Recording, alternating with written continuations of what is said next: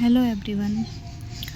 तो आज मैंने डिसाइड किया है कि मैं आपको एक पोएम पढ़ाऊँगी, क्योंकि ये पोएम मुझे बहुत ही पसंद है। और ये पोएम मैंने जब अपनी ग्रेजुएशन लेवल पर पढ़ी थी तब से ही मैंने इसको लर्न किया था पहली बार। तो तब से ही मुझे आज तक मेरे दिमाग में ये पोएम चलती है।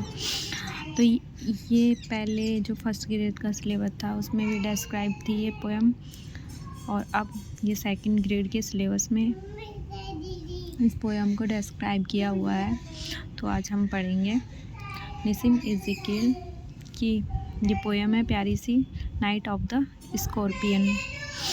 इसमें एक रूरल ट्राइब को दिखाते हैं कि कैसे ग्रामीण लोग आपस में मिलजुल कर रहते हैं, और जो आज़ादी से पहले का टाइम है उसको दिखाते हैं।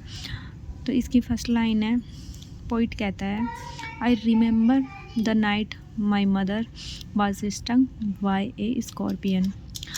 मुझे याद है वो रात जब मेरी माँ को एक बिच्छू ने काट लिया था। स्कॉर्पियन होता है बिच्छू।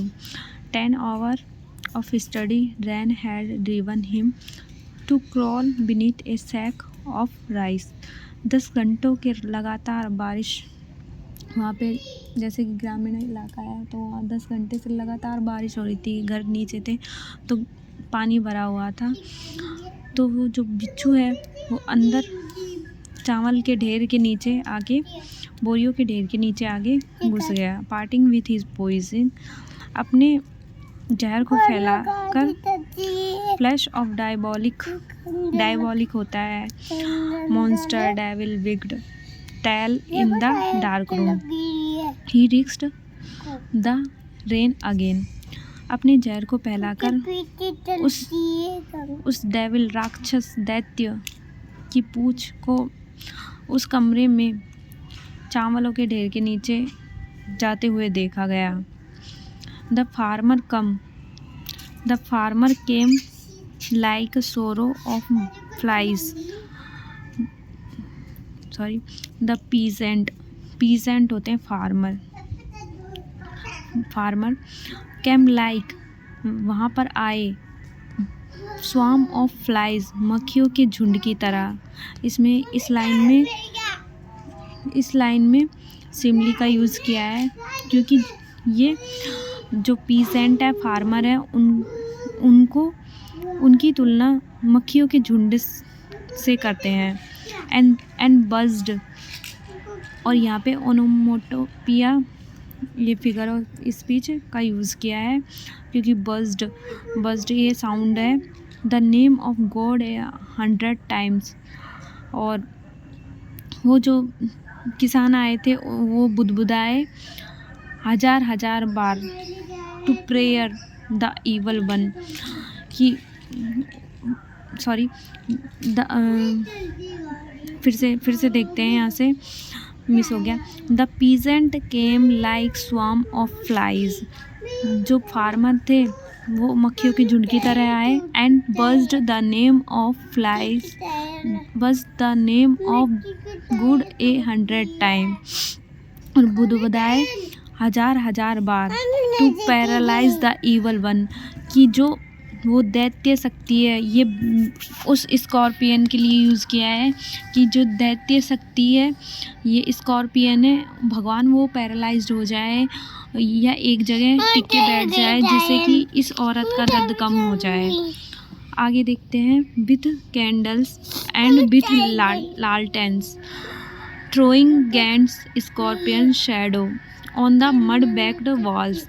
जो पीजेंट थे अपने हाथों में कोई कैंडल लेके आया तो कोई लालटेन। Throwing giant scorpion shadow on the mud baked walls, जो पीजेंट इतनी संख्या में उनके घर पे आ रहे थे कि वो लोग ऐसे लग रहे थे जैसे कि, जो मड बैग्ड का मतलब होता है मिट्टी की दीवारें, मिट्टी की दीवारों पे ऐसे उनकी परछाइयाँ दिख रही थी जैसे कि वो भी एक बिच्छू हैं। दे सर्च फॉर हिम, और उन्होंने उस बिच्छू को खोजा। ही वॉज नॉट फाउंड, उन्हें नहीं मिला।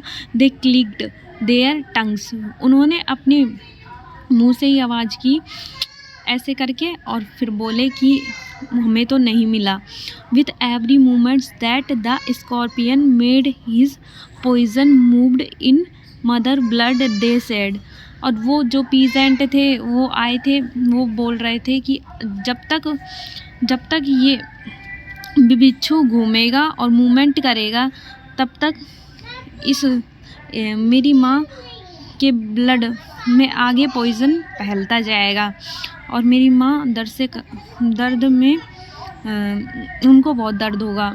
ऐसे तो आगे की जो लाइन है वो जब हम किसी के बारे में चिंता करते हैं या किसी को आशीर्वाद देते हैं तो मे का यूज़ करते हैं। उसमें कंटिन्यूसली मे 5 लाइनों में आया हुआ है।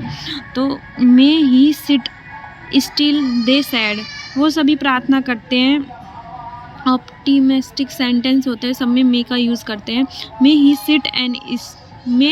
ही सिट स्टिल दे सैड। उन्होंने कहा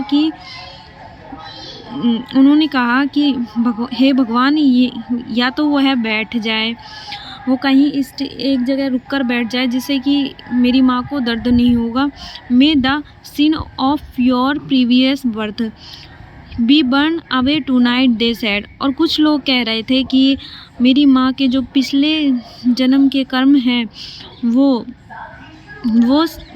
इस दर्द में सारे मिट जाएंगे। और कुछ लोग कह रहे थे may you suffering decrease the misfortune of your next birth they said.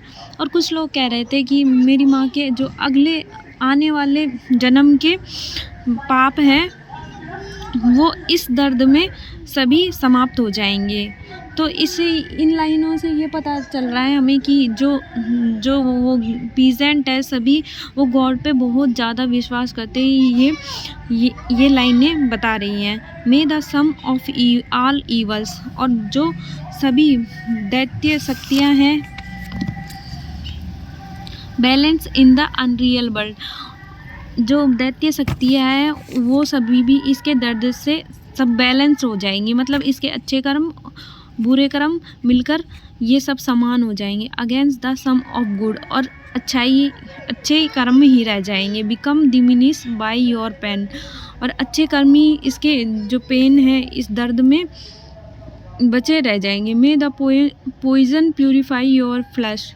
तो बहुत से लोग उसको सांत्वना देते हैं, मेरी माँ को सांत्वना देते हैं कि तुमने इतना दर्द सहन किया है तो तुम्हारे पिछले जन्म के पाप हैं वो भी इसमें जलकर राख हो जाएंगे, और जो तुम्हारे आने वाले जन्म के हैं तो वो पाप भी सभी समाप्त हो जाएंगे, और तुम्हारे सारे पाप और पुण्य मिलकर सब बैलेंस्ड हो जाएंगे और तुम अच्छाई की मूरत बन जाओगे। ऐसे वो प्रिजप्शन अपना अजप्शन देते हैं।